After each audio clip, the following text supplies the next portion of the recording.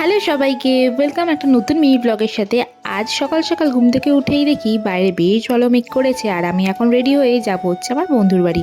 তো ঘরের সব কাজকর্ম শেষ, আর এখন আমি রেডি হয়ে গেছি, আর বাইরে তো বৃষ্টি পড়ছে। তো তখন ভাবলাম একটু ঢং করে নিই, তো তোমাদেরই সেই ঢঙই আমি দেখাচ্ছিলাম। খুব হালকা সুলকা একটু মেকআপ করেছি, মেকআপ তো এখন করার টাইমই পাই না, তো অনেকদিন পরেই মেকআপ করলাম। জাস্ট আমার মেকআপ মানে কাজল, লিপস্টিক, এই আর কিছু রিলসও বানিয়েছিলাম, সেটা দেখতে হলে তোমরা ইটস রিম্পা ইনস্টাগ্রামে গিয়ে সার্চ করো, পেয়ে যাবে। আর রিলস ফিলস করা কমপ্লিট, আর বৃষ্টিও কমে গেছে। এখন আমি জানলা সব বন্ধ করে যাচ্ছি বন্ধুর বাড়ি, আর চলেও এসেছি দেখো।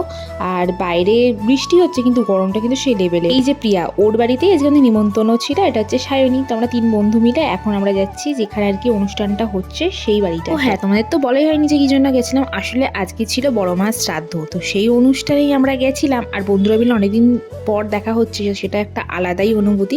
তো চলো নেক্সট পার্টে আর অনেক কিছু শেয়ার করবো।